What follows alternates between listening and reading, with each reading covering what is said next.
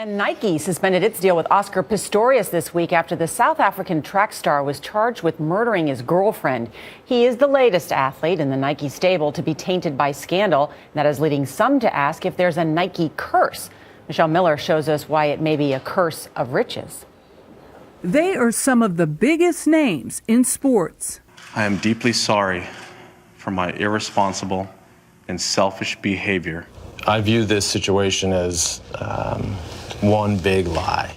And besides a scandalous fall from grace, they all have one thing in common: the Nike swoosh. I totally ask for forgiveness and understanding. One would think that all the bad press would make Nike shy away from its celebrity endorsers. But over time, the $25 billion corporation has done just the opposite. Sticking by these big name guys can potentially still be good for business. Forbes senior editor Kurt Badenhausen covers the sports industry. He says Nike is a victim of its own success. Nike endorses so many athletes that if one of them does get in trouble, chances are it's going to be a Nike guy.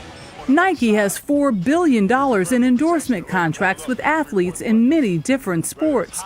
And the bigger the star, the less likely they are to sever ties.